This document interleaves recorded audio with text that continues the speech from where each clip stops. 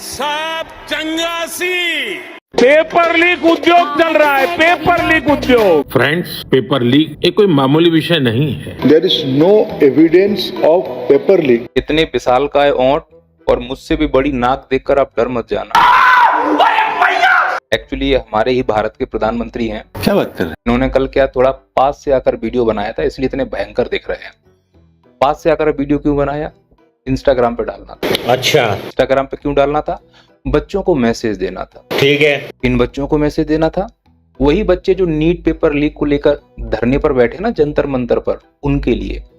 लेकिन इन्हीं के सरकार के मंत्री उन बच्चों को नहीं क्या क्या कह रहे हैं। शिक्षा मंत्री ने तो ये बोला था बच्चों के लिए। कोई विद्यार्थी है क्या वहाँ? ये तो दहशतगर्दों का बी टीम है। शिक्षा मंत्री के अलावा और भी कई टुच्चे पुच्चे मंत्री थे, वो ये बोल रहे थे। उसमें एक भी विद्यार्थी नहीं था, कोई भाड़े का टट्टू। छात्रों के भेष के अंदर जो है ये भेड़िए है, छात्र नहीं है इनके साथ। अब आप बताओ, जिन बच्चों को देशद्रोही कहा जा रहा है, टट्टे कहा जा रहा है, भाड़े के टट्टे, पाकिस्तानी कहा जा रहा है, उन्हीं बच्चों के लिए हमारा प्रधानमंत्री रात को 12 बजे इंस्टाग्राम पर मैसेज क्यों दे रहा है? क्यों बे? क्यों? आखिरकार इस मैसेज के क्या मायने हैं?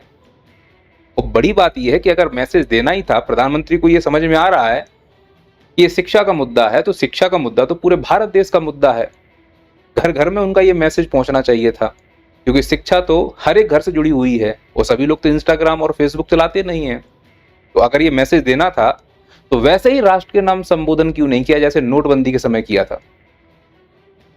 शायद इसीलिए कि अगर उस प्रकार से राष्ट्र के नाम संबोधन करते तो वो संबोधन तो टीवी में आता, और टीवी जो न्यूज है उस पर किसी का भरोसा रहा ही नहीं है, क्योंकि आजकल का जेन जी तो वो न्यूज देख ही नहीं रहा है।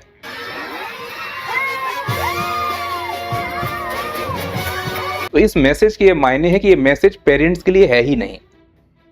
ये मैसेज तो उन बच्चों के लिए था जो इस शिक्षा व्यवस्था से परेशान है, क्योंकि उन बच्चों के पेरेंट्स तो बीजेपी के कब्जे में हैं। जैसे ही चुनाव आएंगे, उन पेरेंट्स के सामने 4 धर्म के नारे देने हैं, 4 देशभक्ति के नारे देने हैं, हिंदू राष्ट्र बनाने का वादा करना है और वोट ले लेना है। लेकिन उनके जो बच्चे हैं जेन जीज, जो समझदार हैं, जो डरते नहीं हैं, वो भविष्य में जब वोट देने के लिए खड़े होंगे तो क्या वो बीजेपी को वोट देंगे?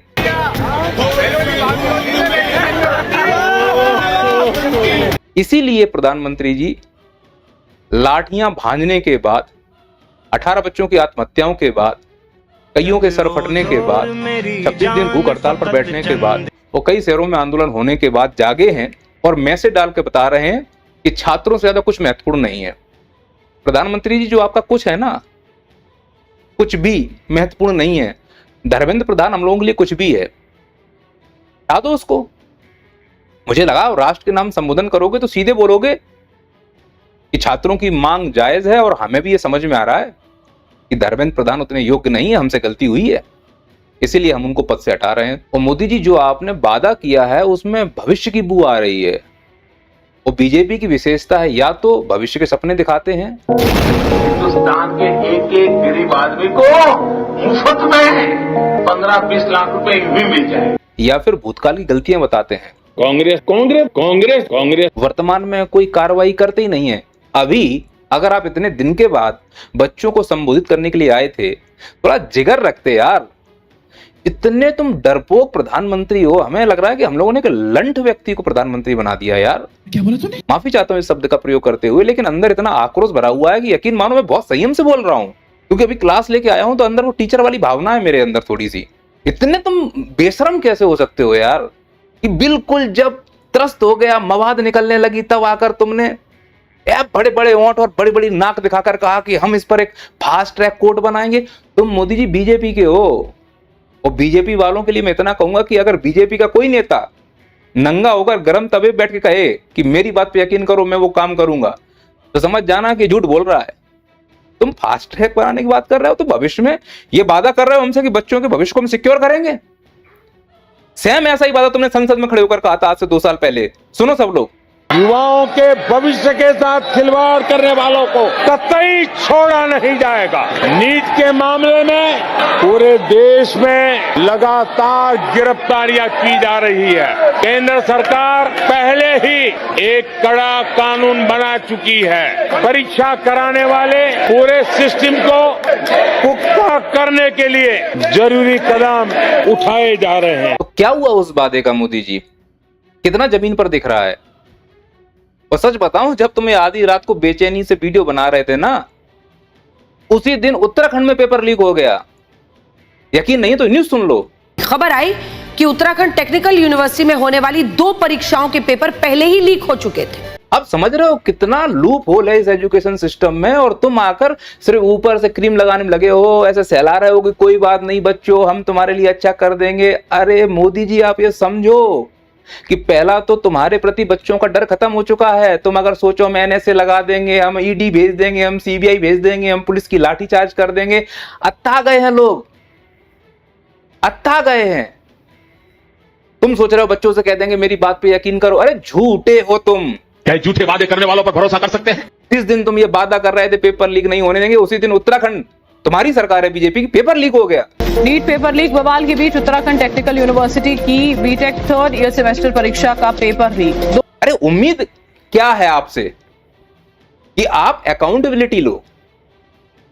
ठीक वैसे ही जैसे आप क्रेडिट लेने पहुंच जाते हो कि रेल का उद्घाटन हम करेंगे, रोड का उद्घाटन हम करेंगे, एयरपोर्ट का उद्घाटन हम करेंगे, विदेश ही हम जाएंगे, और रैली भी हम करेंगे, रोड शो भी हम करेंगे, मन की बात भी हम करेंगे, सब कुछ हम करेंगे, लेकिन अकाउंटेबिलिटी हम नहीं लेंगे। मुझे क्रेडिट नहीं चाहिए। अरे आपसे नहीं ली जा रही अकाउंटेबिलिटी, तो जो व्यक्ति अकाउंटेबल है आप उसको हटा दो पद से। इतना नंग नाच होने के बाद तुम ये अपने थोबड़ा लेकर आते हो और कहते हो कि हम बच्चों के हित की सोचते हैं। तुम बच्चों के हित की सोचते हो? बहरूपिये, बच्चों पे लाठियां चार्ज कर रहे हो तुम। बच्चों को बेरहमी से मारा गया, बच्चियों के साथ अश्लील बातें की गई, ऐसे डंडा किया गया बच्चों के साथ। तुम जैसा निकम्मा प्रधानमंत्री इस देश को प्राप्त हुआ, यही देश का दुर्भाग्य है। और मुझे लगता है कि तुमसे बड़ा देशद्रोही इस देश में कोई है ही नहीं है। जो बच्चों का नहीं हुआ वो देश का कैसे हो जाएगा? आधी रात को आ गए इंस्टाग्राम पे लेके, वो भी आंखों में दिख रहा है टेलीप्रॉम्प्टर, एक शब्द नहीं बोल सकते तुम बिना टेलीप्रॉम्प्टर के। क्या मतलब समझो तुम एजुकेशन का? मेरी कोई पढ़ाई वढ़ाई नहीं हुई दोस्तों। तो कैसे तुम्हारे नेता हैं? एक वो मध्य प्रदेश का मनमोहन, क्या नाम है उसका, डॉक्टर मोहन यादव, बच्चे बैठे रहे आधी रात तक सर्दियों में। साले झूठे हो तुम। वादा कर दिया हम बच्चों को इतनी इतनी पोस्टें देंगे, और थूक के चाट गए मोहन यादव जी। मोदी ने कहा था। अब क्या चाहते हो कि बच्चे तुम्हारे घर में घुस के आंदोलन करें, तब यकीन होगा कि परेशान हैं? या संसद में पहुंचने वाले थे फिर बोलोगे अराजक हो गए हैं बच्चे? बेशरम आदमी हो तुम, नंबर 1 के तुम, निहायती बेशरम। आ गए आधी रात को इंस्टाग्राम पे, मचो हमारी बात मानो, निढल्ले कहीं के।